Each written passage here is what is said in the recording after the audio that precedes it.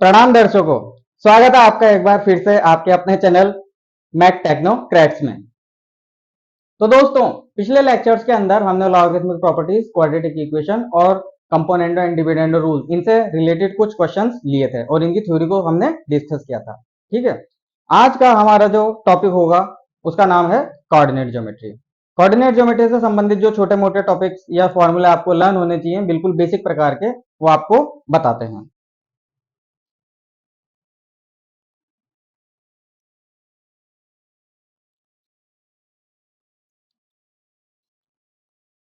Coordinate geometry, coordinate geometry. ठीक है, coordinate geometry क्या होता है? तो कोऑर्डिनेट ज्योमेट्री के अंदर सबसे पहला वर्ड आता है हमारे पास कोऑर्डिनेट।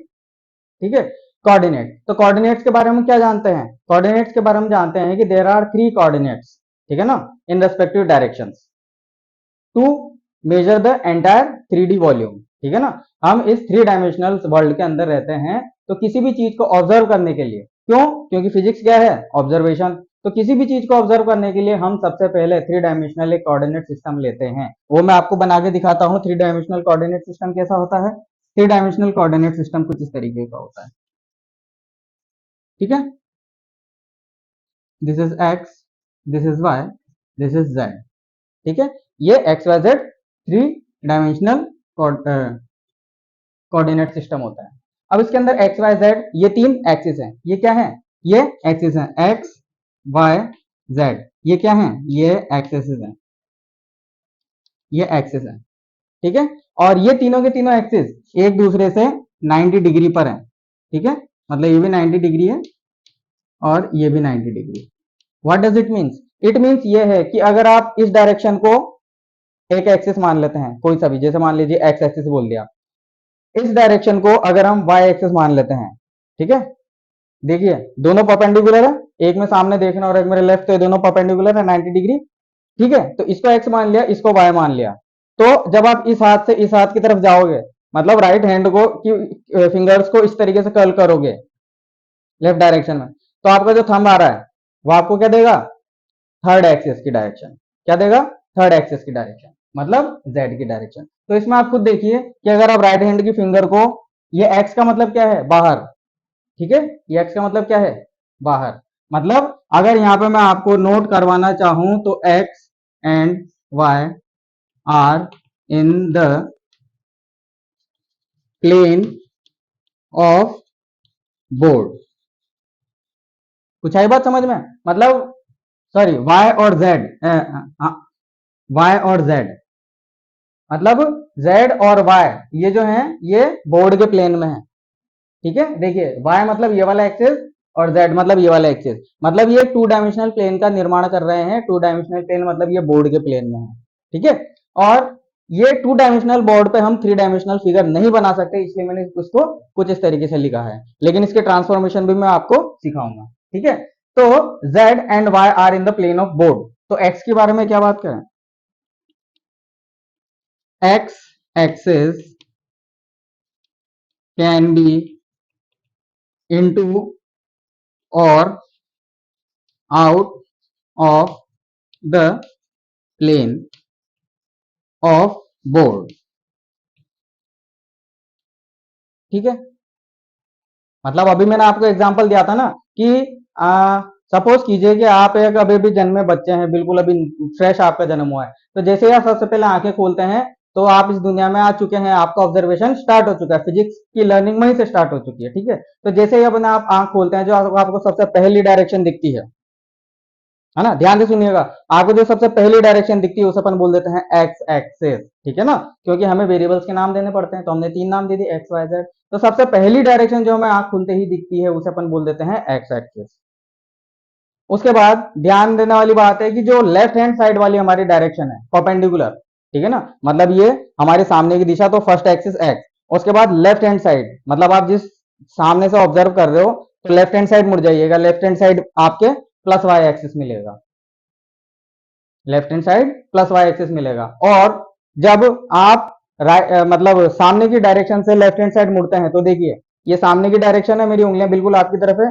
अब मैं लेफ्ट हैंड साइड मुड़ गया तो मेरी मुट्ठी ऐसे बंद हुई, राइट हैंड की बात कर रहा हूं मैं, लेफ्ट हैंड से मत मत करना है ये। तो थंब कहां पर आया? बाहर की तरफ, तो ये जेड एक्सिस हो गया तीसरा, ठीक है। इसलिए अपन ने इसको यहाँ पर इस तरीके से लिखा हुआ है। आज ये बात समझ में। अब इसके ट्रांसफॉर्मेशन अपन देख लेते हैं। दूसरी चीज आपको ये कंफ्यूजन भी हो सकता है कि सर आपने लेफ्ट तरफ ही क्यों टर्न किया, राइट की तरफ भी तो टर्न कर सकते थे, यूं करके तो हमारा जेड एक्सिस नीचे आ जाता। ठीक है, ये डाउट भी हो सकता था। तो उसका जवाब हम बेसिक मैथ्स के नेक्स्ट चैप्टर वेक्टर्स में बड़े ही अच्छे तरीके से समझाते हुए बताएंगे। ठीक है, थोड़ा सस्पेंस बना के रखते हैं। अब इनके ट्रांसफॉर्मेशन अगर अपन देख लेंगे, देखिए बेसिक कोऑर्डिनेट ज्योमेट्री के अंदर दो फॉर्मूले हैं, दो फॉर्मूले पढ़ा के मैं आगे बढ़ जाता। ठीक है, लेकिन चैप्टर की शुरुआत करते से मेरे को लगा कि आपको ये टर्म्स आने चाहिए, स्पेशली नीट के स्टूडेंट्स को, ठीक है ना, जिनका मैथ्स से ज्यादा पाला नहीं पड़ता। लेकिन ये जो चीजें मैं बता रहा हूं ये आपको आने वाले टाइम पर मैग्नेटिज्म में बहुत ही फायदा देंगी। ठीक है, वेक्टर्स वाले चैप्टर में भी फायदा देंगी। ठीक है, तो अभी से समझते चलिए। इसके ट्रांसफॉर्मेशन अगर हम करेंगे तो देखिए, सबसे बाहर वाली डायरेक्शन हमने कौन सी ली, एक्स, तो इसको मैं यूं लिख देता हूं। उसके बाद इधर वाली डायरेक्शन हमने कौन सी ली, वाई, तो ये हमारे पास क्या है, क्या जेड। ठीक है, अब आप सोचेंगे सही है आपने क्या बना दिया, इसका मतलब होता है आउट द प्लेन, मतलब प्लेन से बाहर। जैसे मैंने कहा था ना, मैंने आपको ये डायरेक्शन दी, तो ये डायरेक्शन क्या है, ये बोर्ड के परपेंडिकुलर बाहर की तरफ है, तो इसको अपन ने एक्स एक्सिस माना था, तो आप समझ गए। इस वाले निशान का मतलब होता है एक्स एक्सिस, तो हम अपन यहाँ पे लिख देंगे एक्स एक्सिस, मतलब ये एक्स एक्सिस इस तरीके से बाहर आ रहा है, इसलिए आपको एक डॉट की तरह दिख रहा है। बोलेगी सर इसका काउंटर पार्ट क्या होगा, इसका काउंटर पार्ट होगा क्रॉस। ठीक है, काउंटर पार्ट को बोल देंगे into the plane, counter part को क्या बोल देंगे, into the plane. Counter part को हम बोल देंगे इनटू द प्लेन। ठीक है, तो ये चीज आपको मैग्नेटिज्म में बहुत काम आने वाली है, इसके ऊपर भी छोटे मोटे न्यूमेरिकल्स बन सकते हैं। ठीक है,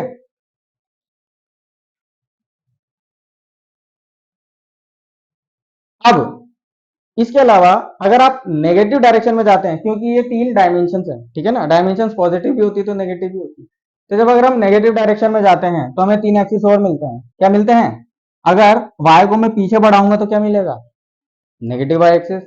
z को मैं अगर नीचे की तरफ बढ़ाऊंगा तो क्या मिलेगा, माइनस जेड एक्सिस।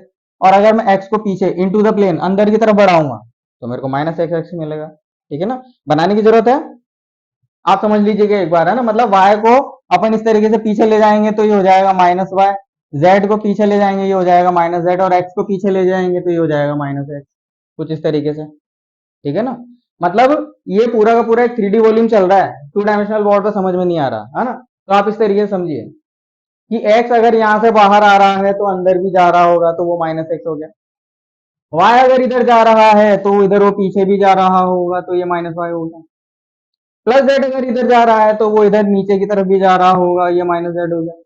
ठीक है ना, तो इस तरीके से अपन को ट्रांसफॉर्मेशन आने चाहिए। अब एक एग्जांपल कर लेते हैं। ठीक है ना, एग्जांपल अपने पास हो जाएगा फाइंड माइनस वाई एक्सिस,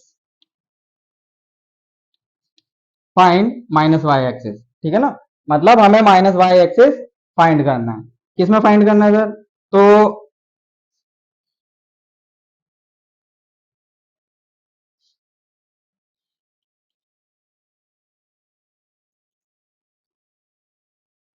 ये हमारे पास x हो गया और ये हमारे पास माइनस जेड हो गया। ठीक है, यहां मैंने क्रॉस कर रखा है, स्टूडेंट्स ध्यान से देखिएगा। ठीक है ना, तो हमारे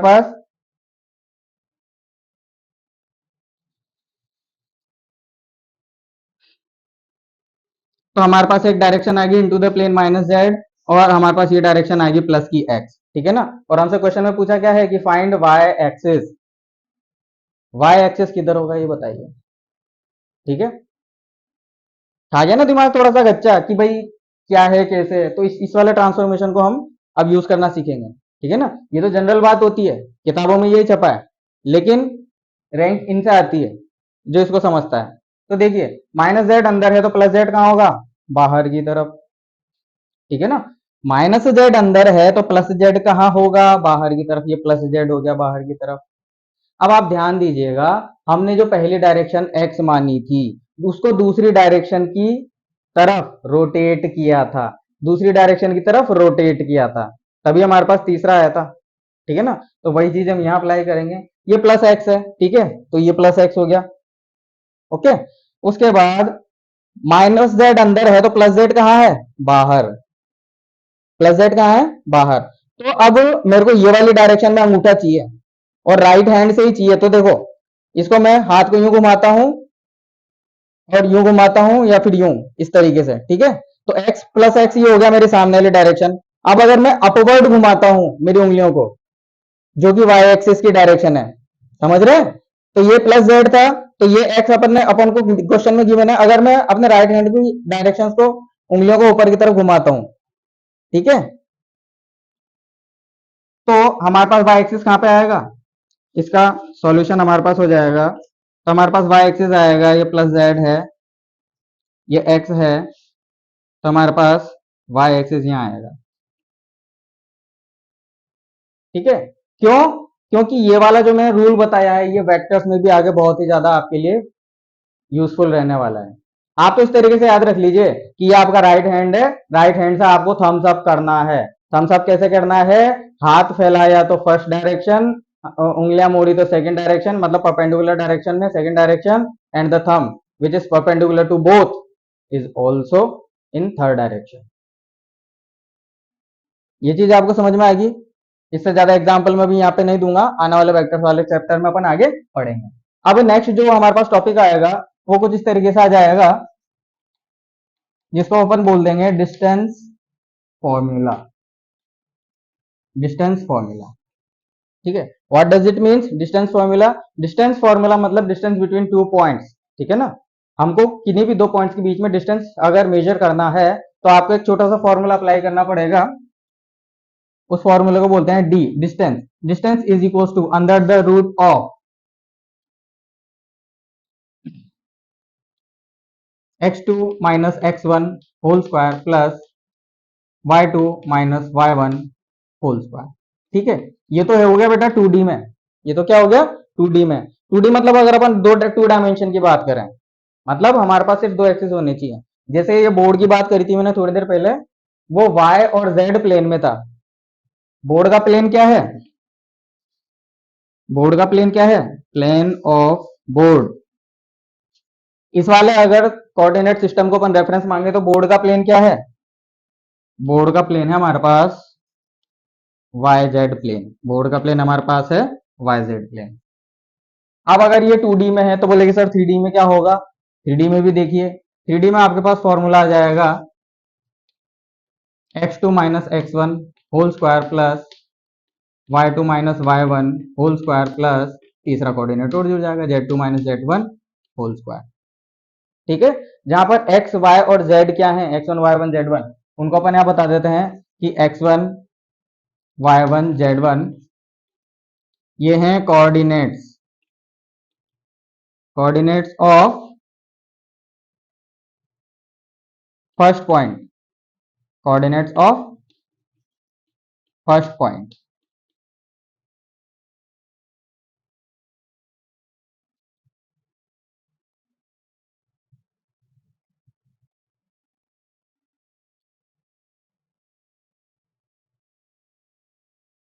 और इसी तरीके से x2 y2 z2 ये क्या है, ये हमारे पास coordinates of second point, coordinates of second point, ठीक है। अब अगर मैं यहाँ z1 z2 की बात करूं तो वो कोऑर्डिनेट्स ऑफ थर्ड पॉइंट आ जाएंगे, ठीक है ना। मतलब हम जिन भी सॉरी तीसरे दूसरे पॉइंट के z कोऑर्डिनेट्स भी जुड़ जाएंगे अगर अपन 3D में लिखें इसी को, ठीक है।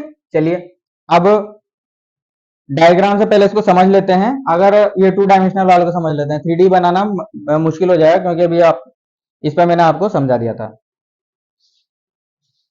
चलिए अपन ले लेते हैं ये x और ये y, ठीक है। एक पॉइंट अपन ने ये ले लिया है और एक पॉइंट अपन ने ये ले लिया है। तो इस पॉइंट को जब मैंने यहां से मिलाया, ठीक है, तो ये पहले पॉइंट का लोकेशन हो गई 1, और इसको मैंने जब यहां से मिलाया तो ये दूसरे पॉइंट की लोकेशन हो गई थी, ठीक है ना। लोकेशन का क्या मतलब है कि यहाँ ओरिजिन की जब अपन बात कर रहे हैं, जब भी अपन जब भी अपने पास कोऑर्डिनेट सिस्टम आ जाएगा, रेफरेंस फ्रेम आ जाएगा। ठीक है, कोऑर्डिनेट सिस्टम और रेफरेंस फ्रेम में क्या अंतर है वो मैं वेक्टर के स्टार्ट में बताऊंगा या फिर यूनिट एंड मेजरमेंट के स्टार्ट में बताऊंगा। यहाँ पे मैं आपको एक हिंट दे देता हूं कि वेक्टर और कोऑर्डिनेट सिस्टम में सिर्फ और सिर्फ ऑब्जर्वर का ही डिफरेंस है। सिर्फ और सिर्फ ऑब्जर्वर का ही डिफरेंस है। कैसे, अगले चैप्टर में समझेंगे। ठीक है, तो ऑब्जर्वर ने देखा कि पहला पॉइंट कहाँ है, यहाँ। ऑब्जर्वर ने देखा दूसरा पॉइंट कहाँ है, यहाँ। ठीक है, तो पहला पॉइंट यहाँ और दूसरा पॉइंट यहाँ। इस तरीके से मैं ऑब्जर्वर हूं, आई एम द ऑब्जर्वर, है ना। So I observe that first point is here and the second point is here. Then what is the distance between them, ये इनके बीच की डिस्टेंस है। ये जो डैश लाइन बनाई मैंने डी, जिसका फॉर्मूला यहाँ पे लिखा हुआ है। ठीक है, और इसके कोऑर्डिनेट क्या है, x1 के, ये x1 y1 z1। मतलब अगर मैं x एक्सिस पे प्रोजेक्शन डालता हूं तो ये जो लेंथ आई है मेरे पास, ये आएगी x1। इसी तरीके से अगर मैं दूसरे वाले जो हमारे पास वेक्टर है, या फिर बोलते हैं दूसरा वाला जो हमारे पास एरो है, उससे मैं दूसरी जगह पे परपेंडिकुलर डालूं, तो यहां शुरू से लेकर लास्ट तक x2 है। कुछ आई बात समझ में, शुरू से लेकर लास्ट तक x2 है। इसी तरीके से y एक्सिस पर भी हमको y1 और y2 मिल जाएंगे। ठीक है, ये ग्राफ प्लॉटिंग आपने 10th क्लास में अच्छे से सीखी है, ज्यादा डिटेल में बताने की जरूरत नहीं है। तो ये जो डी आएगा,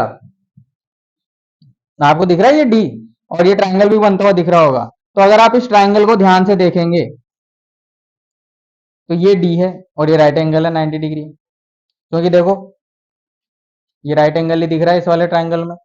ओके, तो अगर ये डी है तो ये हाइपोटेनस के इक्विवेलेंट हो गया, ट्रिग्नोमेट्री में हम पढ़ चुके हैं। नीचे वाली जो ये लेंथ है, देखिए बड़ी x2 में से x1 माइनस कर देंगे तो ये लेंथ आ जाएगी, तो ये लेंथ होगी हमारे पास x2 माइनस x1। और ऐसे ही y1 में से हम y2 माइनस कर देंगे, ये y2 है और ये y1 है, तो y1 में से y2 माइनस कर देंगे तो हमारे पास ये दूसरी लेंथ आ जाएगी। तो अगर हम बेस का स्क्वायर प्लस परपेंडिकुलर का स्क्वायर कर दें, उनको जोड़ दें और उनका अंडर रूट निकाल दें, मतलब पाइथागोरस थ्योरम का यूज करें। ट्रिग्नोमेट्री के टाइम पे अपन ने पाइथागोरस थ्योरम पढ़ा था। तो जब पाइथागोरस थ्योरम का यूज करें तो हमारे पास यही फॉर्मूला चल के आएगा, डिस्टेंस फॉर्मूला। ठीक है, तो ये कोऑर्डिनेट ज्योमेट्री का थोड़ा सा बेसिक या अंडरस्टैंडिंग, बिल्कुल डीप लेवल से नॉलेज था।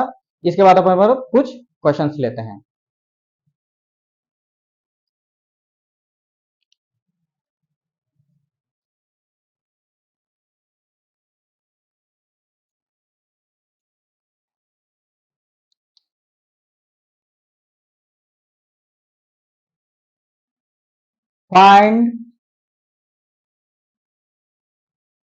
Find distance between points, between point A -2, 3 and D 4, 5। ठीक है, तो 2 डायमेंशनल प्लेन के अंदर हमारे पास ये 2 पॉइंट्स हैं A और B, उनके कोऑर्डिनेट्स हैं। ये कोई पॉइंट A है और ये कोई पॉइंट हमारे पास B है। ठीक है, इसके कोऑर्डिनेट हमें दे रखे हैं x1 y1 और इसके कोऑर्डिनेट हमें दे रखे हैं x2 y2। तो x1 x2 y1 y2 की वैल्यूज ही रही दोनों। ठीक है, फॉर्मूला अपन अप्लाई करते हैं। फॉर्मूला अपने पास हो जाएगा x2 माइनस x1 का whole square plus y2 minus y1 का whole square under the root. ठीक है, वैल्यू पुट करेंगे तो हमारे पास आ जाएगा d is equal to under the root of x2। देखिए x1 y1 x2 y2, तो x2 है 4 माइनस 2। ठीक है, x1 था -2, तो इसका square plus y2 means 5 -3 square. ठीक है, बस वैल्यू पुट करनी है और कैलकुलेशन का ध्यान रखना। तो d हमारे पास आ जाएगा 4 माइनस माइनस प्लस 6 स्क्वायर 36। तो we get inside the under the root 36 plus 5 minus 3 2 square 4, 36 square तो हो जाएगा अपने पास √40। ये अपने पास हो जाएगा √40। ठीक है, अब √40 को हम क्या लिख सकते हैं, या फिर इसी को अपन आंसर बोल सकते हैं। और अगर आंसर नहीं बोले तो इसको आगे थोड़ा और सॉल्व कर लेते हैं। 40 को अपन लिख सकते हैं √4 इंटू √10, तो हमारे पास आ जाएगा 2√10, और ये लगभग लगभग 6 के इक्वल होगा। कैसे 6 के इक्वल कैसे? √10 है तो ये √9 क्या होता है? 3। √9 कितना होता है? 3 होता है। तो 3 से हल्का सा बड़ा ही है, तो 3 2 जा 6, तो अपना हमारे पास जो आंसर आएगा वो 6 से थोड़ा सा बड़ा आएगा, है ना। तो हम मतलब अप्रोक्सीमेशन के आधार पे इसी को आंसर लिख देते हैं। तो हमें जो क्वेश्चन में गिवन पॉइंट है उन दोनों के बीच का डिस्टेंस कितना है? 6 यूनिट्स। ठीक है, चलिए अब नेक्स्ट क्वेश्चन लेते हैं।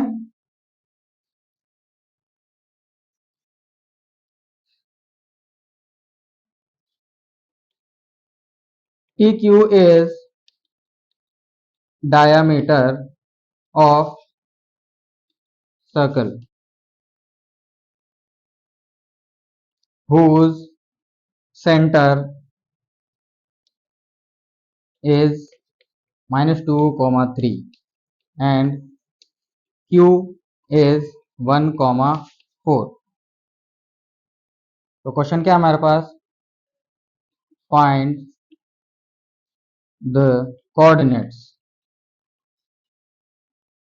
Find the coordinates of T।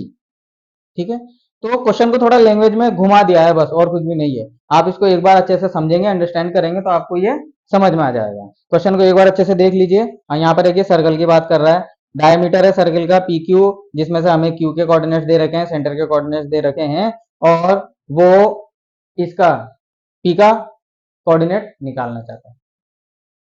क्या निकालना चाहता है? P का कोऑर्डिनेट। तो इस क्वेश्चन के अंदर सॉल्यूशन करने से पहले हमको एक फॉर्मूला रिमाइंड करना होगा, वो हो जाएगा मिड पॉइंट फॉर्मूला। ठीक है, मिड पॉइंट फॉर्मूला के जो कोऑर्डिनेट्स होते हैं वो हमारे पास जाते हैं x1 प्लस y1, सॉरी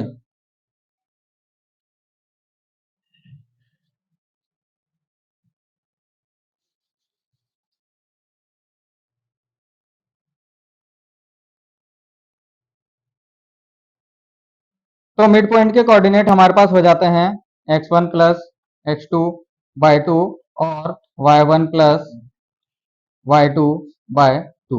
ठीक है, ये मिड पॉइंट के हमारे पास कोऑर्डिनेट्स हो जाते हैं। ठीक है, मिड पॉइंट्स मतलब क्या होता है? जैसे ये दो पॉइंट्स यहाँ पे दे रखा है, तो अगर ये जो मिड पॉइंट है इसका मतलब जितनी लेंथ ये है उतनी लेंथ ये होगी। ठीक है ना, तो इस वाले पॉइंट के कोऑर्डिनेट्स कैसे आएंगे? x1 प्लस x2 बाय 2 और y1 प्लस y2 बाय 2। ठीक है, अब चलिए इसके ऊपर एक इसी के ऊपर बेस था ये क्वेश्चन जो हमने स्पेशली लिया है। तो हम PQ डायमीटर की बात कर रहे हैं, तो हमें सबसे पहले एक सर्कल ड्रॉ करना पड़ेगा। This is our circle and this is center -2, 3 and suppose this is the diameter which is P and Q। तो P के कोऑर्डिनेट हम मान लेते हैं x y है, तो इसके कोऑर्डिनेट्स कितने हो जाएंगे हमारे पास? इसके कोऑर्डिनेट्स हमें दे रखे हैं 1 और 4। चलिए अब अगर हम बात करें तो ये क्या है? ये है हमारे पास मिड पॉइंट। ये हमारे पास क्या है? Mid point. तो मिड पॉइंट के फॉर्मूले में अगर अपन वैल्यू पुट करें, ठीक है, तो by mid point theorem, by mid point theorem क्या जानते हैं हम जानते हैं कि x plus 1/2 comma y plus 4/2 equal to -2, 3। यही होता है। ठीक है ना, मतलब मैंने सिर्फ ये फॉर्मूला अप्लाई किया है, दोनों के x कोऑर्डिनेट को ऐड किया, डिवाइडेड बाय 2 किया, दोनों के y कोऑर्डिनेट को ऐड किया, डिवाइडेड बाय 2 किया। चलिए देख लेते हैं, सॉल्व कर लेते हैं। ठीक है, तो हमारे पास जो चल के इक्वेशन आएगी वो आ जाएगी x plus 1/2 equal to -2, and दूसरी इक्वेशन हमारे पास आ जाएगी y plus 4 divided by 2 equal to 3। चलिए इन दोनों को अरेंज करते हैं। तो x प्लस 1 इक्वल टू -4, तो ये हमारे पास आ जाएगा x equal to -5 and y plus 4 is equal to 6, तो ये हमारे पास आ जाएगा y इज इक्वल टू 2। तो x की वैल्यू -5 आ रही है, y की वैल्यू 2 आ रही है। ठीक है, तो coordinates of point P, coordinates of point P, P point के कोऑर्डिनेट्स क्या हो जाएंगे, -5, 2, विच इज आवर आंसर। ठीक है, तो कुछ इस तरीके से मिड पॉइंट थ्योरम का यूज करते हुए हमने एक न्यूमेरिकल किया है। ठीक है, देखिए स्टूडेंटों, सबसे पहले हमें अपनी बेसिक नॉलेज मजबूत करनी है, अपना फाउंडेशन स्ट्रॉन्ग करना है। ठीक है, और इसीलिए मैं आपको सिलेबस की प्रायोरिटी सबसे पहले रख रहा हूँ, है ना। न्यूमेरिकल्स की भरमार आगे भी बहुत होंगी, लेकिन सिलेबस एक बार कंप्लीट हो जाता है, अंडरस्टैंडिंग एक बार अच्छी हो जाती है, तो उसके बाद आप भले ही बार बार बार बार प्रैक्टिस करते रहो, या फिर आपके सुझावों का मुझे इंतजार रहता है। ठीक है, चैनल आपका है और आपके लिए बनाया गया है, तो आप मुझे कमेंट में सुझाव लिखकर बता सकते हैं कि मैं इसके अंदर किस किस तरीके के वेरिएशन ला सकता हूं। अब हम चलते हैं एक और अगले टॉपिक की तरफ, जिसे अपन बोलते हैं बायनोमियल अप्रोक्सीमेशन। जी हाँ,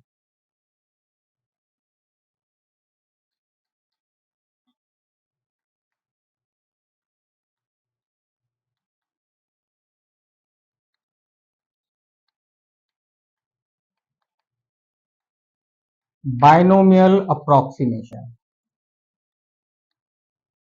ठीक है, तो हमारे टॉपिक का नाम है बायनोमियल अप्रोक्सीमेशन। तो सबसे पहले बायनोमियल होता क्या है, ठीक है, तो बायनोमियल अपन इसको बोलते हैं, बायनोमियल, बायनोमियल अपन इसको बोलते हैं जैसे a plus B raise to the power n। ठीक है, ये बायनोमियल है। आई बात समझ में, मतलब अगर आपके पास दो वेरिएबल्स हैं a और b, उन दोनों का कॉम्बिनेशन है, उनके बीच में मैथमेटिकल ऑपरेटर लगा हुआ है, उनको उनके ऊपर कंबाइंडली पावर n दी हुई है, तो ये बायनोमियल है।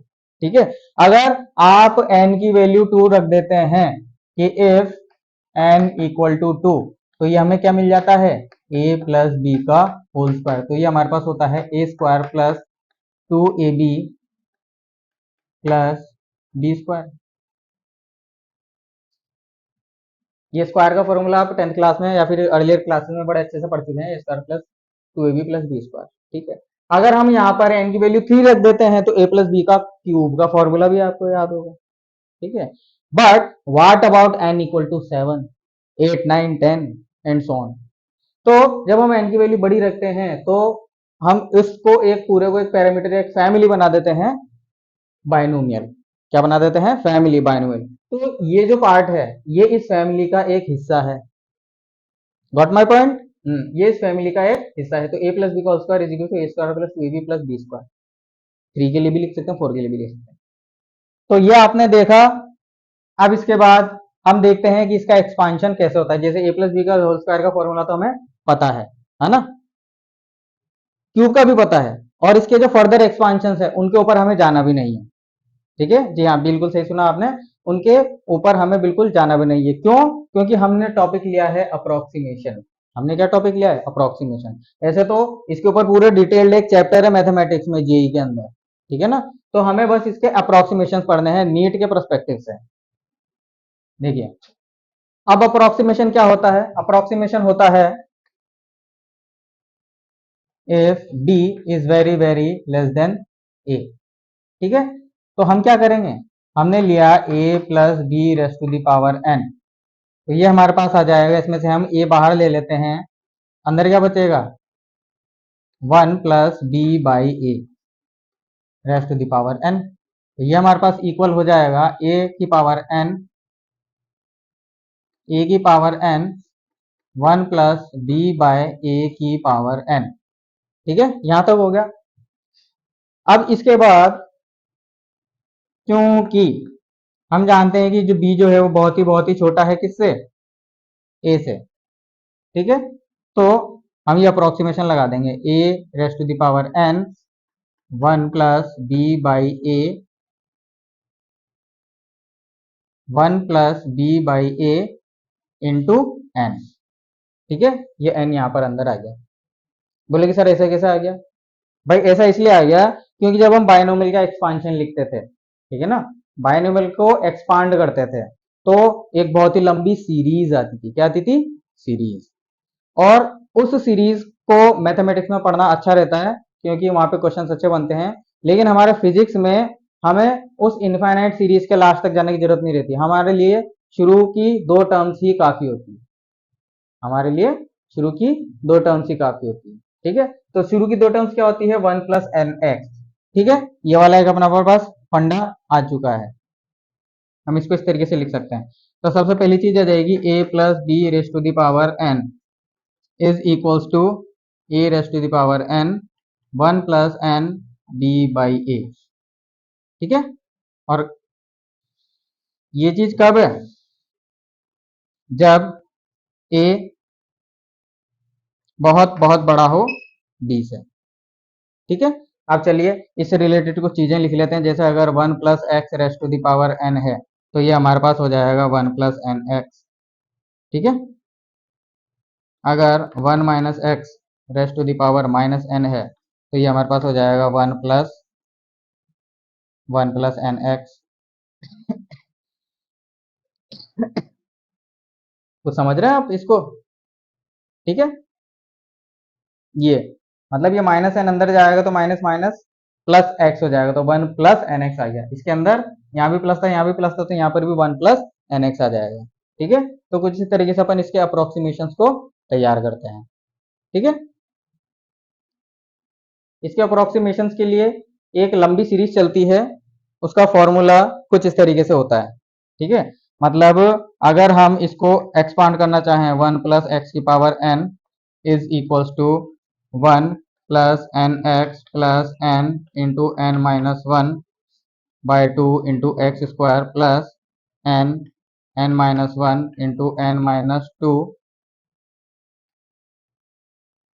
×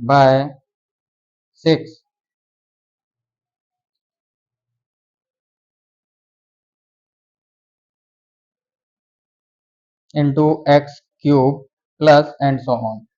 ठीक है, तो 1 + x⁴n का एक्सपांशन कुछ इस तरीके से होता है। ठीक है, मतलब एग्जैक्ट फॉर्मूला पूरा लंबा लंबा तो किसी को याद नहीं रहता, लेकिन शुरू की 2-3 टर्म्स तक अपन ले लेते हैं। ठीक है ना, इतना ही याद रखते हैं लिखने के तौर पर।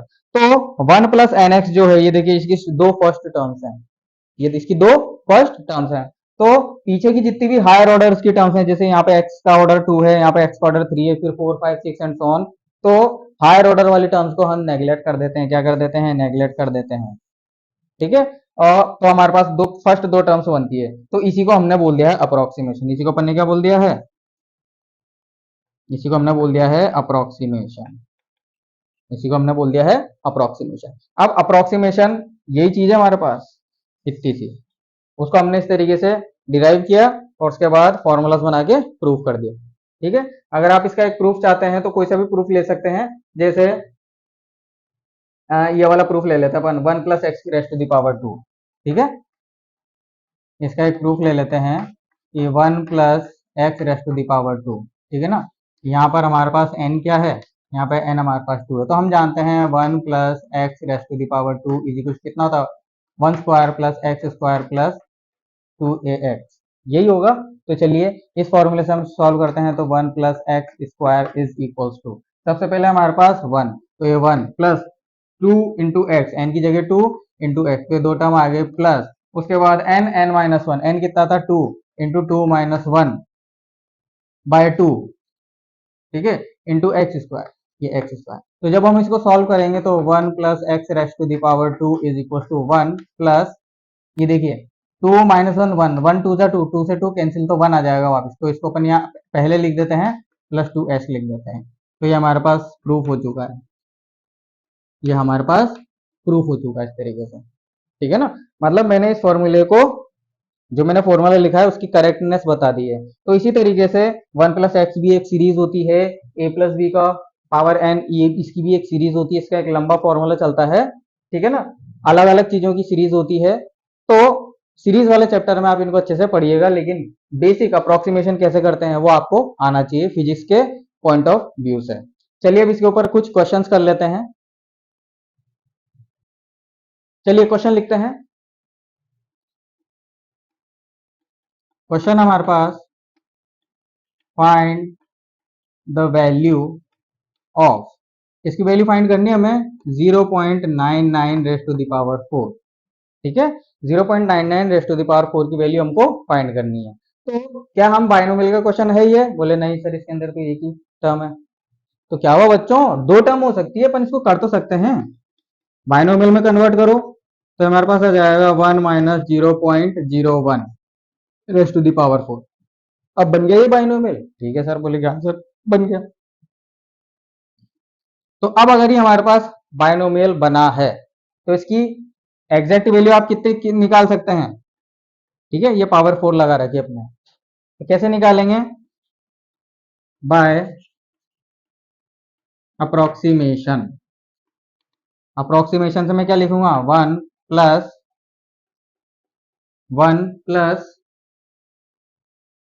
माइनस है 1 माइनस, ये 4 अंदर मल्टीप्लाई हो जाएगा तो 0.04। ठीक है, तो 1 में से 0.04 गए तो हमारे पास 0.99 रेस टू द पावर 4 की वैल्यू कितनी आ जाएगी? 100 में से 4 गए तो 96, तो 0.96। ठीक है ना, तो ये हमारे पास आंसर आ गया इसका, सिंपल अप्रोक्सीमेशन से। इससे ज्यादा डीप हमको जाना भी नहीं। ठीक है ना, अगर हम चाहते हैं कि ये वैल्यू ज्यादा प्रिसाइज निकले, मतलब ये जो आंसर है ये डेसिमल की first place, second place, third place, fourth place, fifth place, ऐसे चार, फिफ्थ डेसिमल के बाद 4 या 5 प्लेस तक अगर आपको करेक्ट आंसर चाहिए तो फिर आपको इस तरीके के फॉर्मूले को ही यूज करना पड़ेगा। Get my point? चलिए एक और ले लेते हैं।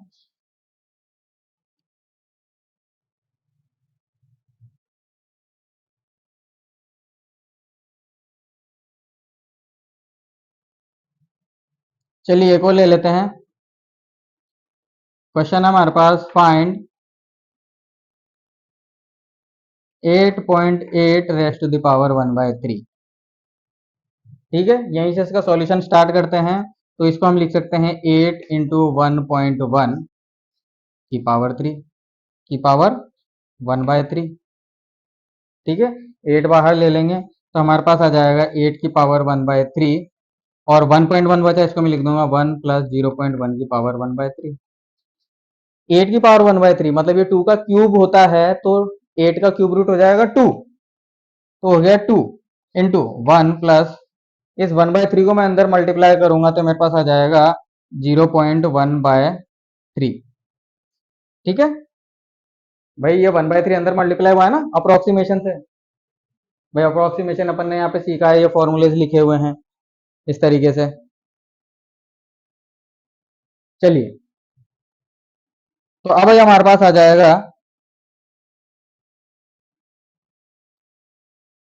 2 1 प्लस 1/30, तो 31/30, तो ये हो जाएगा 31/30, तो 2 से 30 कट जाएगा 15 बार। तो हमारे पास जो फाइनल आंसर आ जाएगा वो जाएगा 8.8 की पावर 1/3 इज इक्वल्स टू 31/15। ये हमारा फाइनल आंसर है। ठीक है ना, 15 टू जा 30 होता है, उससे थोड़ा सा बने तो 2.1 ऐसा कुछ आंसर आएगा। ठीक है ना, तो जब 2 का क्यूब रूट 8 होता है तो 8.8 भी 2 से थोड़ा सा बड़ा होगा। हो गया ना प्रूफ? चलिए अब स्क्रीनशॉट ले लीजिए एक बार।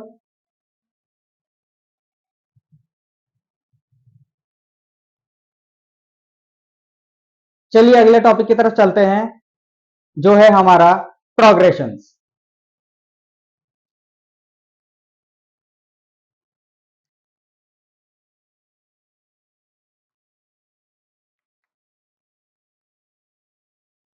प्रोग्रेशंस, ठीक है ना। प्रोग्रेशंस का मतलब क्या होता है? प्रोग्रेशंस का मतलब होता है प्रोसेस को चलाए रखना। ठीक है ना, आगे बढ़ते रहना, प्रोसेस होते रहना। ठीक है, जैसे आपने 2 का टेबल, 5 का टेबल, 13 का टेबल पढ़ा होगा, उसमें क्या हो रहा है? उसमें एक सर्टेन अमाउंट से इंक्रीमेंट हो रहा है। जैसे 2 1 जा 2, नेक्स्ट टाइम पे 2 बढ़ जाते हैं, 2 2 जा 4, फिर 2 बढ़ जाते हैं, 2 3 जा 6, 2 4 जा 8, एंड सो ऑन। ठीक है, तो टेबल को भी हम एक तरीके का प्रोग्रेशन बोल सकते हैं। ठीक है, टेबल को हम क्या बोल सकते हैं? एक तरीके का प्रोग्रेशन। अब जितने भी टेबल्स हैं वो प्रोग्रेशंस हैं। तो प्रोग्रेशंस के ऊपर हम और आप टेबल याद करते हैं 20 तक, जैसे 2 10 जा 20, ठीक है ना। लेकिन क्या आपको पता है कि अगर मैं आपसे पूछ लूं 2 25 जा, या फिर 2 37 जा, या फिर 2 41 जा, ठीक है ना, आप तुरंत कैलकुलेट करके बता देंगे, पर आपको वर्बली याद नहीं होगा, मेमोरी में एकदम से क्लिक नहीं करेगा, ठीक है। तो प्रोग्रेशंस के टाइप्स हम समझ लेते हैं, और इन प्रोग्रेशंस को क्यों पढ़ा जाता है वो भी आइए देख लेते हैं। प्रोग्रेशंस में हमारे पास सबसे पहली प्रोग्रेशन आ जाएगी अरिथमेटिक। अरिथमेटिक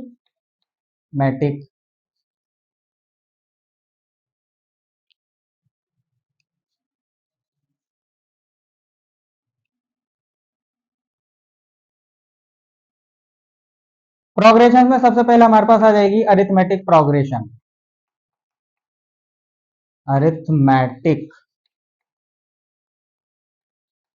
प्रोग्रेशन, तो सबसे पहले तो मैं आपको एक इसका इलस्ट्रेशन दे देता हूं कि अरिथमेटिक प्रोग्रेशन कैसी दिखती है, क्या होती है। अभी मैंने थोड़ी देर पहले आपसे कहा कि भैया दो का पहाड़ा था, चलो दो का पहाड़ा कर लेते हैं। ये हमने कर लिया दो का पहाड़ा। 5 AP1, हमने स्टार्ट किया है 6 8 10 12 और इस तरीके से, ठीक है ना, आगे तक चलता जाएगा। एक और एग्जांपल लूँ मैं, तो ये हमारे पास हो जाएगा 2 3/2 1 1/2 0 -1/2, इस तरीके से, ठीक है। तो ये मैंने आपके लिए कुछ सीरीज लिखी है। अब इन सीरीज में आपको देखना है, पैटर्न खोजना है। अगर आपने पैटर्न फाइंड आउट कर लिया तो आपसे एक क्वेश्चन सॉल्व हो जाएगा। पैटर्न क्या है? अरिथमेटिक प्रोग्रेशन, मतलब यहाँ पर प्रोग्रेस हो रही है अरिथमेटिक मीन के वजह से। इसकी वजह से, अरिथमेटिक मीन की वजह से। मीन का मतलब क्या होता है? एवरेज। मतलब देखिए, है ना, अगर आप किन्हीं भी दो तीन टर्मों को एक साथ ले लें, इनमें से अगर आप किन्हीं भी तीन टर्म्स को एक साथ ले लेते हैं, जैसे मैंने 8 10 और 12 ले ली, ठीक है ना। यहाँ पे समझा देता हूं मैं, 8 10 12 ये मैंने ले ली, तो इन तीनों का जो एवरेज, इन दोनों का जो एवरेज निकालूंगा, ठीक है ना, वो मेरे पास ये बीच वाली टर्म आएगी, ठीक है। तो अरिथमेटिक प्रोग्रेस का प्रिंसिपल क्या है? एवरेज निकालना, है ना, मतलब एवरेज से आगे की तरफ बढ़ते रहना। तो देखिए 8 + 12/2 कितना आएगा? ये 12 और 8 20 20/2 10। तो देखिए बीच वाली टर्म आ गई। तो अरिथमेटिक प्रोग्रेशन का आपको बेस समझ में आ गया क्या होता है? जी हाँ, बेस बिल्कुल यही होता है। अब हम आगे बढ़ते हैं। ये एग्जाम्पल के तौर पे था, अगर आप इस वाले में यूज करेंगे तो भी आपके आंसर आ जाएगा, ठीक है ना। इसमें भी आप एक बार वो अप्लाई करके देख सकते हैं। तो मान लेते हैं अपन लेट, क्या लेट करते हैं अपन, ए है हमारे पास फर्स्ट टर्म ऑफ एपी, ठीक है। आर हम मान लेते हैं, इसको अपन बोल देते, डी मान लेते हैं, डी इसको अपन बोल देते हैं कॉमन रेशियो, इसको अपन बोल देते हैं कॉमन रेशियो। और एन, एन इसको बोल देते हैं नंबर नंबर ऑफ टर्म, ठीक है ना। मतलब ये एन एक वेरिएबल है कि आप कौन सी टर्म निकालना चाहते हो, ठीक है। तो टी एन क्या हो जाएगा? टी एन मेरे पास हो जाएगी एन टर्म, ठीक है। अब चलिए इसको थोड़ा सा फॉर्मुलेट करके देख लेते हैं। तो अगर मैं AP1 की बात करूं, जो कि मेरे पास था 6, 8, 10, 12, एंड सो ऑन, ठीक है। तो अगर मैं फर्स्ट यहां से देखता हूं, फर्स्ट टर्म हमें दे रखी है ए, तो ये मेरे पास हो गया ए, ठीक है। ये मेरे पास क्या हो गया? ए। अब जो 8 है उसको मैं ए से कैसे रिलेट कर सकता हूं? मतलब जब मैं 6 में 2 ऐड करता हूं तो मेरे पास 8 आता है, तो सेकंड टर्म मेरे पास हो जाएगी ए प्लस डी, सेकंड टर्म हो जाएगी ए प्लस डी, है ना। डी तो मैंने ऐड किया है, तो कॉमन रेशियो क्या है? 2। मतलब इस सीरीज को आप ध्यान से देखेंगे तो इसके अंदर हर बार +2 +2 +2 +2 ऐड होता जा रहा है। तो किन्हीं भी दो सक्सेसिव नंबर्स के बीच में कितनी है डिफरेंस? टू की, तो उसी को हमने इसको बोला है कॉमन डिफरेंस। इसको हमने बोला है कॉमन डिफरेंस।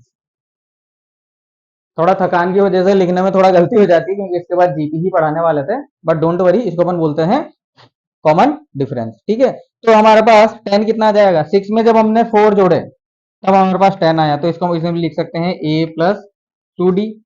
ऐसे ही इसको हम लिख सकते हैं a प्लस 3d। ठीक है ना, मतलब d की वैल्यू 2 है, 2 3 जा 6 और 6 में 6 से जोड़ा तो 12, ये देखो ये आ गया। ठीक है, तो ये थी हमारे पास फर्स्ट टर्म, ये थी हमारे पास सेकेंड टर्म।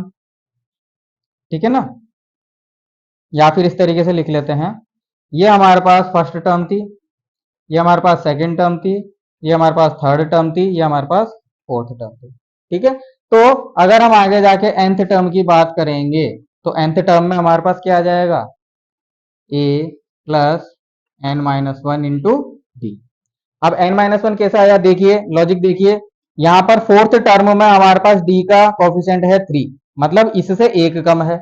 ऐसे ही थर्ड टर्म में हमारा जो d का कोफिशिएंट है कॉमन डिफरेंस का, वो इससे एक कम है, इसमें भी वही चीज दिख रही है। तो इसीलिए अगर हमारे पास ये nth टर्म होएगी, अगर ये हमारे पास nth टर्म होएगी तो उसमें d का कोफिशिएंट n माइनस वन होगा। तो हमारे पास जो फॉर्मूला हो गया nth टर्म का वो हो जाएगा T N is equal to A plus N minus one into D. तो ये तो nth टर्म का फॉर्मूला हो गया हमारे पास। ठीक है, ये क्या हो गया हमारे पास, nth टर्म का फॉर्मूला, कि इस तरीके से हमने इस टर्म को निकाला है। अब एक इसका सम का फॉर्मूला भी आता है, उस सम को भी हम देख लेते हैं। ठीक है, मतलब अगर आप इस सीरीज को बनाना चाहते हैं तो इस वाले फॉर्मूले से आप कोई सी भी टर्म निकाल सकते हैं, लेकिन अगर आप इन सबको ऐड करना चाहते हैं, ठीक है, तो हम लिखेंगे sum of series, sum of series. तो एपी सीरीज का जो सम होता है उसका फॉर्मूला कुछ इस तरीके से होता है,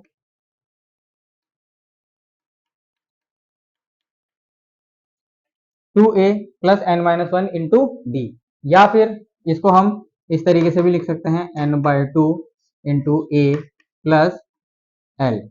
ठीक है, वेयर एल जो है वो लास्ट टर्म है, क्या है, लास्ट टर्म। अगर लास्ट टर्म हमें क्वेश्चन में दे रखी है तो हम ये वाला फॉर्मूला भी अप्लाई कर सकते हैं। ठीक है, अब इन दोनों फॉर्मूलों के ऊपर कुछ स्पेशल क्वेश्चंस जनरेट होते हैं।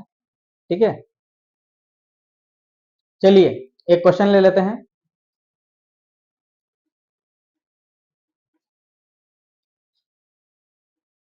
Find sum of all two digits numbers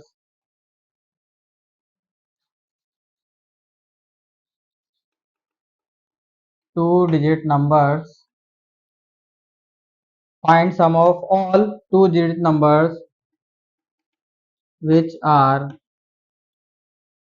divisible by 8।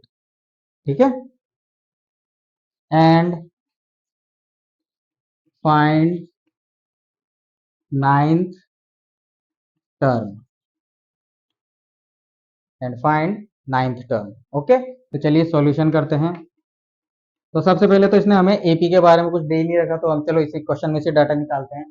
तो हमें सम निकालना है सभी टू डिजिट्स नंबर का जो